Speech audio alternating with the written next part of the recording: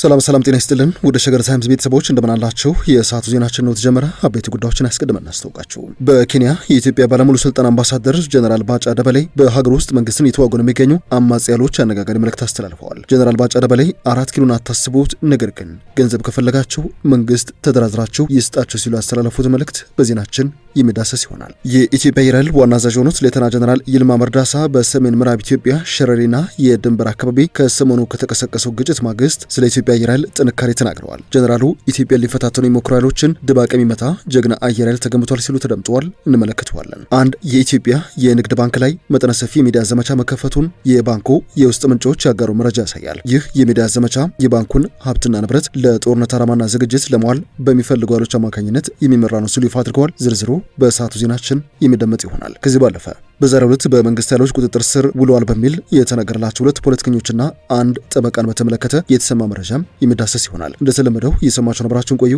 የቻናላችን የዘውትር አክብሮታዊ ግብዣ ነው።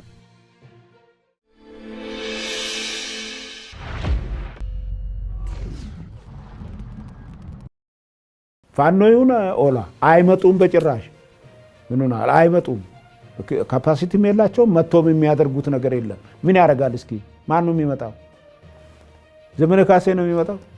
ማን ነው መጥቶ 4 ኪሎ ገብቶ 4 ኪሎ ክፍት ነው ብትላቸው አይመጡም። አምባሳደር ባጫ ደበሌ ይህንን የሰማችሁትን መልእክት ያስተላለፉት በሀገር ውስጥ መንግስትን እየተፋለሙ ለሚገኙ አማጺያሎች ነው። ቀደም ባለው የመከላከያ ሰራዊት አወቃቀር የምስራቅ እዝ አዛዥ የነበሩትና የሰሜኑ ጦርነት ሲቀሰቀስ በድጋሜ ሰራዊቱን ተቀላቅለው በከባድ ወቅት ከመንግስት ጎን በመሰለፍ ከፍተኛ የመሪነት ሚና የነበራቸው የመከላከያ ከፍተኛ መኮንን እንደነበሩ ይነገራል። ከሰሜኑ ጦርነት ማብቂያ ገደማ ጥር 18 2014 ዓ.ም ጀምሮ በኬንያ የኢትዮጵያ ባለሙሉ ስልጣን አምባሳደር ወይም አምባሳደር ኤክስትራኦርዲነሪ ኤንድ ፕሌንትሮፒ ሆነው በመሾም በናይሮቢ ይገኛሉ። አምባሳደሩ በተለያዩ ወቅቶች የኢትዮጵያን ወቅታዊ የጸጥታ ሁኔታ በተመለከተ በተለያዩ የማህበራዊ ሚዲያ አማራጮች ቃለ ምልልስ ሲሰጡ ይደመጣሉ። ከጥቂት ወራት በፊት በአንድ የዩቲዩብ ገጽ ላይ ሰጥቶት በነበረ ቃለ ምልልስ የሰሜን ኢትዮጵያ አዲሱን ጽምዶ የተሰኘውን ጥምረት በተመለከተ አነጋጋሪ ሀሳብ ሰንዝሩ እንደነበረም የሚታወስ ነው። ጀነራል ባጫ በወቅቱ ወያኔ ዳግም ጦርነቱን ከጀመረ ማዘዣ ጣቢያው አስመራ እንደሚሆን ማረጋገጥ ይቻላል ሲሉ ተደምጦ ነበር። አምባሳደር ባጫ አሁን ደግሞ ከቢቢሲ አማርኛ ወይንም ቢቢሲ ኒውስ አማሪክ ጋር ሰፋ ያለ ቃለ መጠይቅ ማድረጋቸው የተገለጸ ሲሆን ኬንያ የሚገኘው የቢቢሲ ጣቢያ ቃለ ምልልሱን በቅርብ ቀን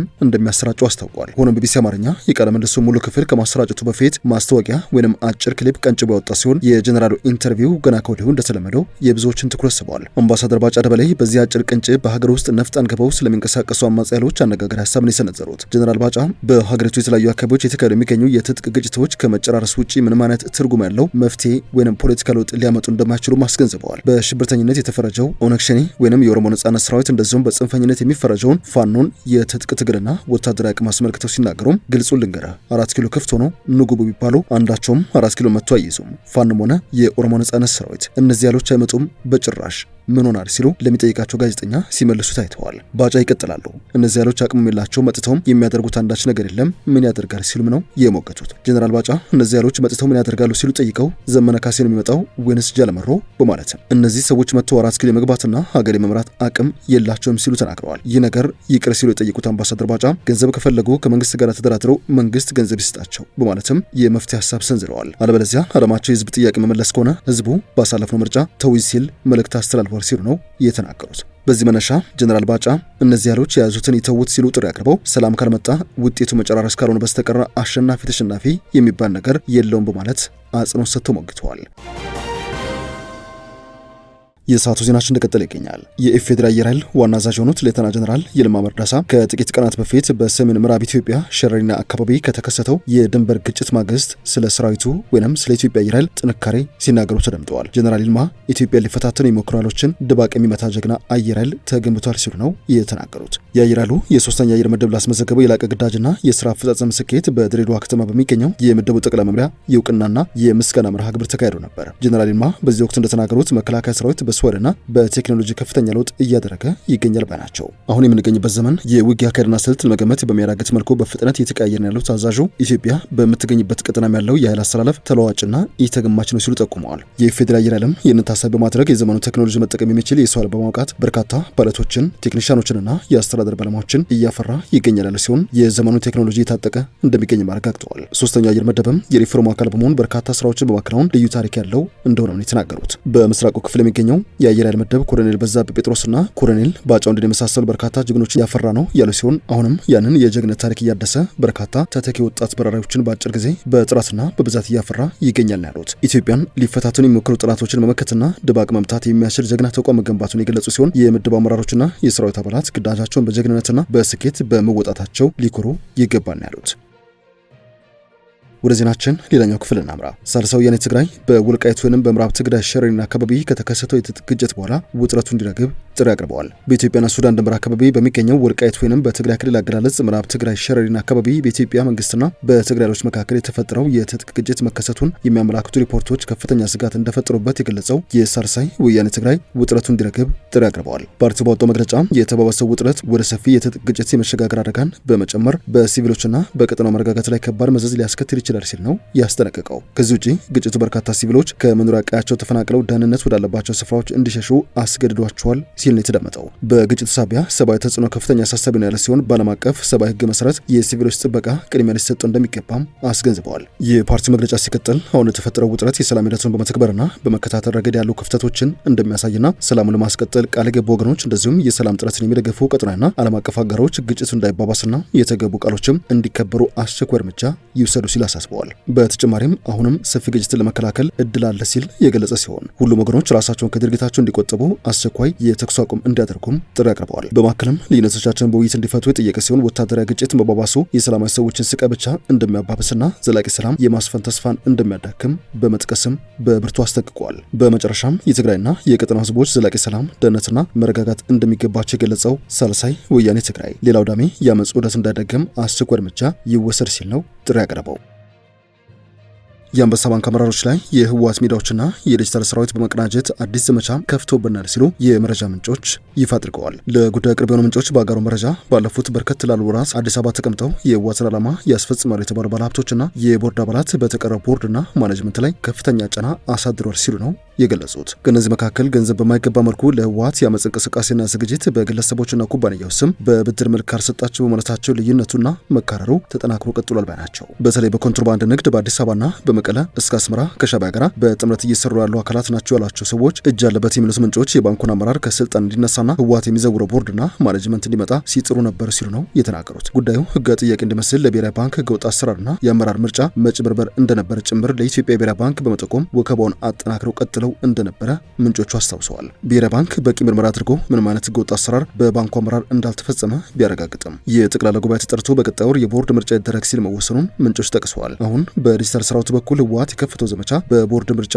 የእርሱ ሰዎች እንዲመረጡ ዓላማ ሰንቆ ነው ሲሉ ምንጮቹ ያጋሩ መረጃ ያሳያል። በተለይ በፕሬዝዳንቱ አቶ ዳንኤል ተከስተ ላይ መጠነ ሰፊ የሚባል የስም ማጠልሸት ጭምር በተከታታይ የተሰራበት ይገኛሉ ሲሉ ትዝብታቸውን አጋርተዋል። ቀደም ሲል የህወሓት ሰዎች በተለይ ከዚህ ቀደም ከፍተኛ ገንዘብ ተበድረው ባልከፈሉ ግለሰቦች ስም ለህወሓት ተዋጊዎች ስንቅ እንዲሆን ከውጭ ስንዴ ለማስመጣት $5 ሚሊዮን ስጡ እያሉ ጫና ፈጥረው ነበር በማለትም ሆኖም የቦርድ ስብሰባና አመራር አባላት ከፍተኛ የህግ ጥሰት ነው ሲሉ ሲቃወሙ ቆይታቸውን ከዚህ ባለፈም ይህና መሰል የገንዘብ አምጦ ጫናዎችን በቦርድና በአመራር ውስጥ ለተፈጠረው ክፍፍል ዋነኛ መነሾ ነበር ብለዋል። የባንኩ የቦርድ አባል የህወሓት ደጋፊና አባል እንደሆነ የሚነገርላቸው ዶክተር አክሊሉ ገብረስላሴ በቦርዱ ውስጥ የሴራው የፊት መሪ ናቸው በሚልም ተከሰዋል። ዶክተር አክሊሉ ብድር ይሰጥ እያሉ ቦርዱን ከሚረብሹ ተላላኪዎች መካከል ዋነኛ ናቸው የሚሉት ምንጮች ቦርዱ ስልጣኑ እንዲለቅና ብልሹ አሰራር እንዳለ በማስመሰል ለብሔራዊ ባንክ በመክሰስ ከፓርቲያቸው የተሰጣቸውን ተልዕኮ እየፈጸሙ ይገኛሉ ሲሉ ነው የወነጀሏቸው። በተለይ እንደ ትግራይ ፕሬስ ያሉ የዲጂታል ሚዲያዎችና ለህወሓት ቅርብ ናቸው የሚባሉ አክቲቪስቶች የስም ማጠልሸት ስራውን በባንኩ አመራሮች ላይ አጠናክረው ቀጥለዋል ሲሉ ነው የከሰሱት። የባንኩ ባለአክሲዮን ለባንኩ ሁሉና መጠንቀቅ አለበት የሚሉ የመረጃ ምንጮች ብሔራዊ ባንክ በተመሳሳይ ለጉዳዩ ተገቢውን ትኩረት ሰጥቶ ፍትሐዊ ቦርድ በመስጠት በሀገርና በባንክ ኢንዱስትሪ ላይ ያጠላውን አደጋ እንዲከላከል እንደዚሁም በግለሰቦች ፍላጎት የሚፈስ የንጹሃን በተለይም ደግሞ ወደ ጦርነት ተገደው እየገቡ ያሉ የትግራይ ህጻናትና ወጣቶችን ይታደግ ሲሉ ጥሪ አቅርበዋል። በ2013 ወደ ጦርነት ለመግባት በሚደረገው ዝግጅት ክልሎች በወንድ በመስጠት ከብሔራዊ ባንክ ብድር መውሰድ የሚችሉበትን አካሄድ ተጠቅመው በርካታ ቢሊዮን ብሮችን ዘርፎ አካሄዶ ለብተባለ ትንኮሳ በመቶ ሺዎች የሚቆጠሩ የትግራይ ወጣቶች ህይወት እንደተቀጠፈ የመረጃ ምንጮች አስታውሰዋል። በዚህ ሰዓት ለጀመረው ሌላ ዝግጅትና ትንኮሳ መሰል ዘዴ መጠቀም ባለመቻሉ እስከ ኤርትራና ዱባይ የተዘረጋ የወርቅ ኮንትሮባንድና እንደ አንበሳ ባንክ ያሉ የኔ ሰዎች ያሉ በሚልባቸው የፋይናንስ ምንጮች ላይ ትኩረት ማድረጉን ነው ለጉዳዩ ቅርበት አለን የሚለው የመረጃ ምንጮች ያጋሩ መረጃ የሚያሳየው። ወደ መጨረሻ ጉዳያችን እናምራ። ሁለት ፖለቲከኞችና አንድ ጠበቃ በጸጥታ ኃይሎች ቁጥጥር ስር መዋላቸው ተሰምተዋል። የኢህአፓ አመራሮች ፖለቲከኛው አበባ አካሉና ይስሐቅ ወልዳይ እንደዚሁም ለቀድሞው የሰላም ሚኒስትር ዴኤታ ታዬ ደንዳ ጠበቃ የሆኑት አበራ ንጉስ በቁጥጥር ስር መዋላቸው ነው የተሰማው። የሰሜኑ ጦርነት ከተጀመረ በኋላ የፌዴራል መንግስት ባቋቋመው በዶክተር ሙሉ ነጋ የሚመራው ጊዜያዊ አስተዳደር ውስጥ የክልሉ ፍትህ ቢሮ ኃላፊ የነበሩት አቶ አበራ ንጉስ ከሁሉም ቀድመው የታሰሩ ናቸው ተብሏል። እንደ ቢቢሲ ዘገባ አቶ አበራ በ2016 ጦርነት ይብቃ በሚል መርህ ሊካሄድ ታቅዶ በነበረው ሰልፍ ጋር በተያያዘ በቁጥጥር ስር ውሎ ነበር ሲል አስታውሰዋል። የፌዴራል ፖሊስ አባላት ወደ ጠበቃ አበራ ቤት የመጡት በትናንትና ጠዋት 1 ሰዓት ተኩል ገደማ መሆኑን ስማቸው እንዳይጠቀስ የጠየቁ የቤተሰብ አባል ነገሩ ሲል ቢቢሲ አስነብበዋል። የሁለት ልጆች አባት የሆኑት አበራ የት እንደሚገኙ እስካሁን በትክክል አለመታወቁ የተገለጸ ሲሆን በዛሬው ዕለት ከጸጥታ አካላት ጋር በመሆን ለብርበራ ወደ ቤታቸው አምርቶ እንደነበረ ምንጮች ገልጸውልኛል ብሏል ዘገባው። የኢህአፓ ፕሬዝዳንት እንደተናገሩት ከሆነ ሁለተኛው በቁጥጥር ስር የዋሉት የፓርቲው የህዝብ ግንኙነት ኃላፊ የሆኑት ይስሐቅ ወልዳይ ናቸው። በሶስተኛ ደረጃ ደግሞ ታዋቂ ፖለቲከኛ አቶ አበባ አካሉ ስለመሆናቸው የፓርቲው ፕሬዝዳንት አቶ አብርሃም አስታውቀዋል። የኢትዮጵያ ዜጎች ለማህበራዊ ፍትህ ኢዜማ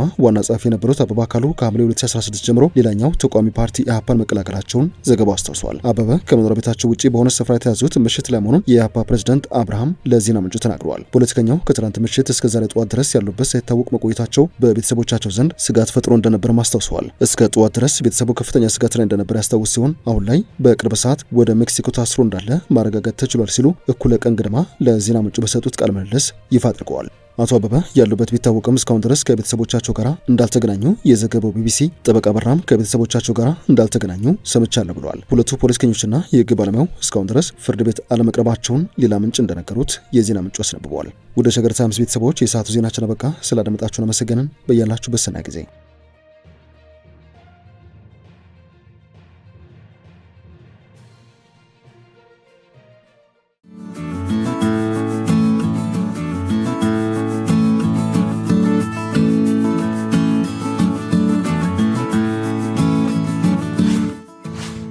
ሸገር ታይምስ ሚዲያን ሰብስክራይብ በማድረግና ደወሉን በመጫን ይከተሉን።